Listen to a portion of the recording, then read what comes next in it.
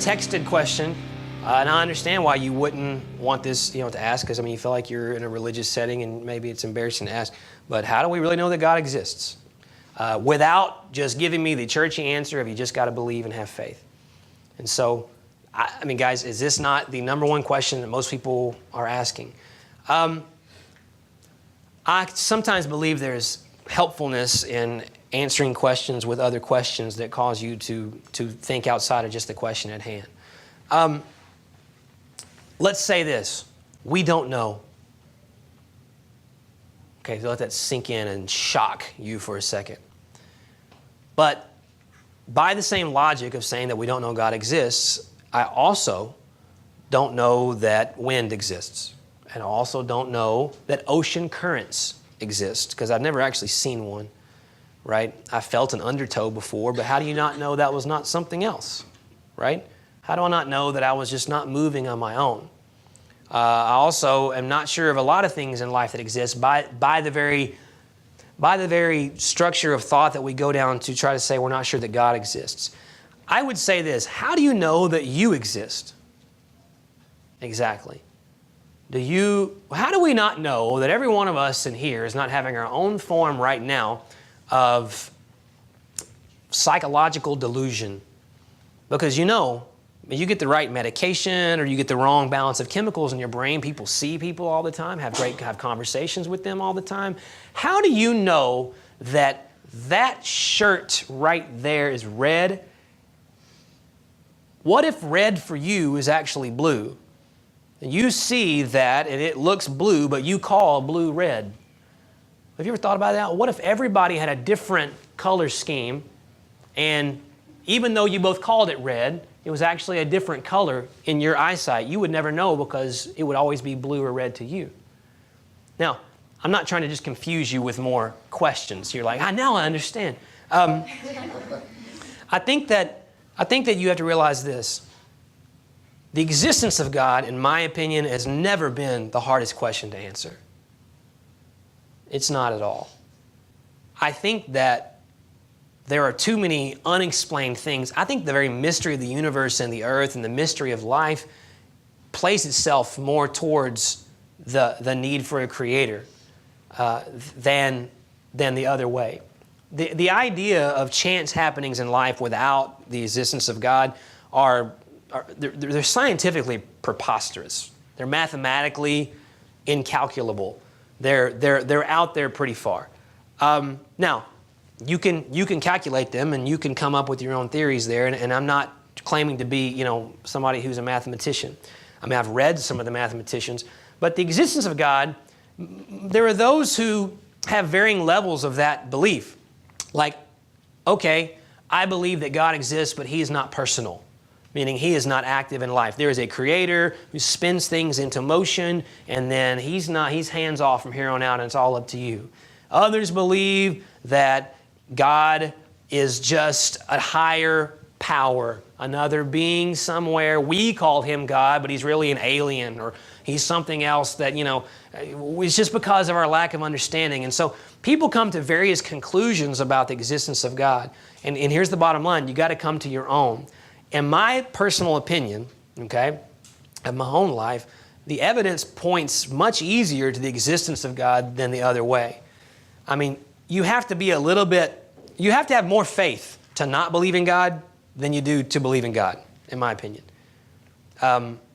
Just like they say, the probability of evolution, you probably heard this before, of the Big Bang Theory, that just all happened randomly, is the same probability of a tornado going through a junkyard and assembling a 747 ready to take off. Just randomly, all the screws came together, and so that's an actual mathematician's statistic of how those things could happen. Now, that's one thing. Two, I think you have to deal with the intelligent design of things. Even if an organism, and I'm not trying to just go on evolution here, but this is important. Even if an organism were to emerge from nothing, why did so many millions and millions of species of organisms emerge from nothing? And what caused the single cell to become a monkey here and a man here and a dog here and a tree here and a blade of grass here and how is it that the ecosystem of such things happens to be in perfect balance to the extent that the cow that came from the same cell as the blade of grass cannot survive without the blade of grass that happens to grow at just the right time of the year as things migrate and move? And how is it that you happen to just need the amount of oxygen that's in the air? How is it that, you get what I'm saying? There's more unanswered questions to not having the existence of God than there are to having the existence of God, in my opinion, specifically regarding creation or those kinds of things. It's harder for me to believe that God does not exist. And again, just by the things of good in our life, by the very nature that you expect good things and not bad things. Why is that? Why is that? Why is it that people who don't believe in God will still put you in jail if you murder someone? Why is murder wrong exactly? Well, that's just cultural. Well, no, it's not just cultural. It's not just cultural. Well, your marriage that can be outside of the existence of God, and you can be an atheistic couple, and if you cheat on the other, you still consider that cheating and you're angry about it. Why?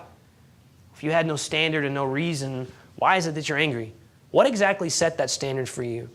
It would make more sense just if you were following your impulses that we should all just, not worry about monogamous relationships.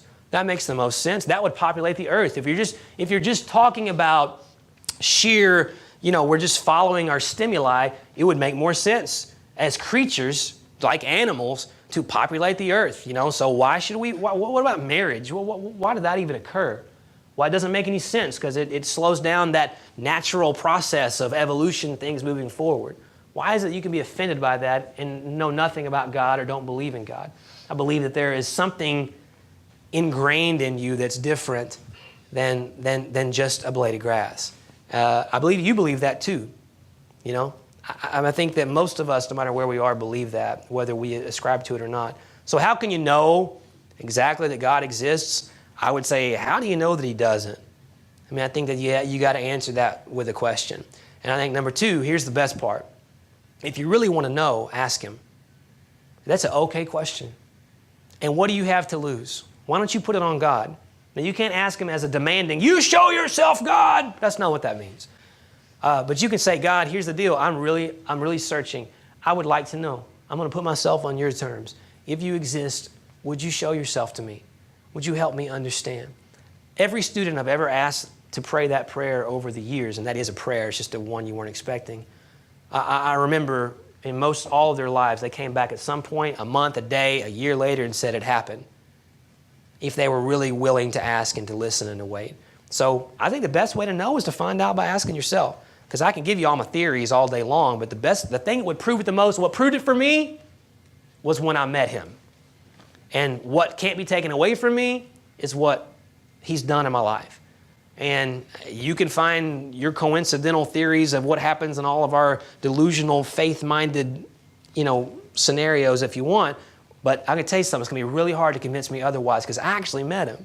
And so that doesn't make me holier. It just means I asked. So try asking. Great question.